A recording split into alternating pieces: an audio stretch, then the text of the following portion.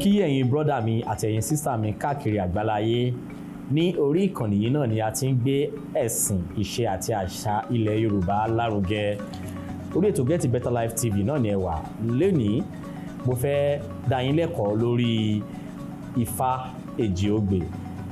Ifa Eji Ogbe ó jẹ́ ìkan òní àkọ́kọ́ nínú àwọn odù Ifá tí ó wà ní inú Ifá. So mo ní àǹfààní láti fi ìwé yìí kí n fi wọ̀nyí. Ìwé yìí jẹ́ ìwé tí wọ́n ti ṣe ní ọjọ́ tó ti pẹ́.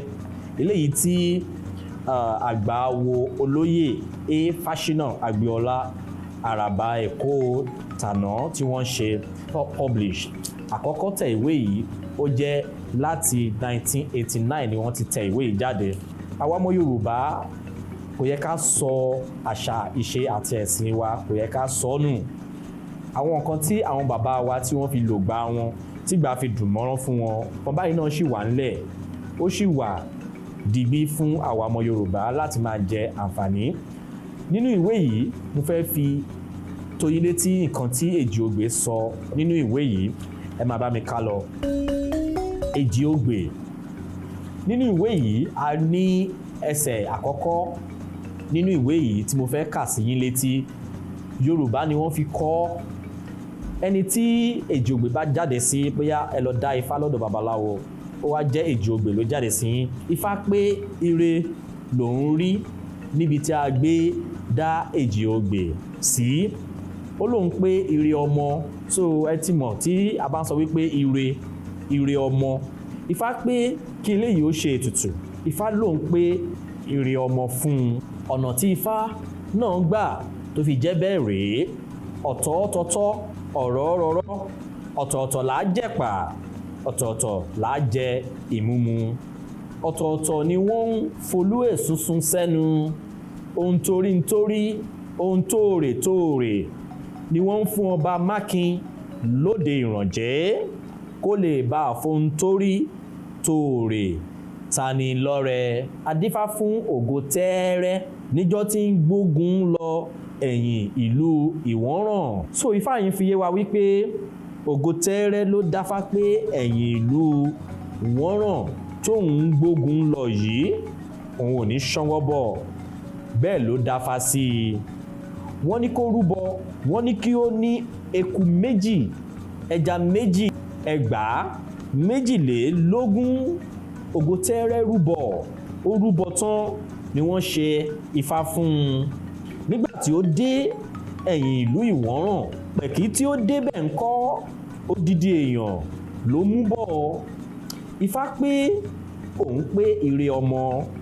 Ògo pẹ́rẹ́ là á pe òun ọkùnrin. Ẹ̀yìn Ìwọ́nràn là ń pe ti obìnrin. Ohun tí a mú bọ̀ ibẹ̀ ọmọ ní jẹ́. Ọ̀tọ̀ọ̀tọ̀ ọ̀rọ̀ rọ̀rọ̀, ọ̀tọ̀ọ̀tọ̀ là á jẹ̀pà, ọ̀tọ̀ọ̀tọ̀ là á jẹ ìmúmu. Ọ̀tọ̀ọ̀tọ̀ ni wọ́n ń fólú èsùnsùn sẹ́nu. Ohun torí, ohun tóòrè ni wọ́n ń fún ọba Mákin lóde ìrànjẹ́ kó lè bá àfohun torí tani lọ́rẹ. Adífá fún ògo tẹ́ẹ́rẹ́ níjọ́ tí ń gbógun lọ ẹ̀yìn ìlú Ìwọ́nràn. Pẹ̀kí tá a bá pàdé, odidi èèyàn láyé fi ṣọ̀fẹ́ jẹ. Ifá pé òun pé ire àìkú níbi tí a gbé dá Eji Ogbe.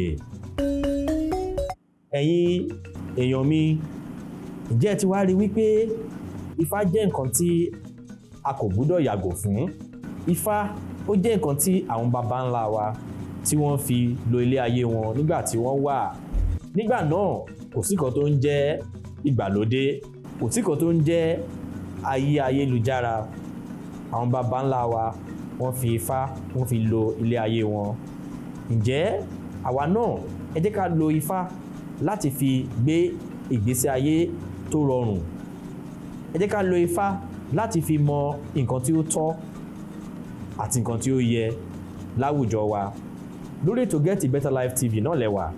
Ẹ̀yin tẹ́ bá ṣe ń darapọ̀ mọ́ wa, ẹ má gbàgbé pé kẹ́ ẹ bá wa subscribe sórí YouTube channel yìí.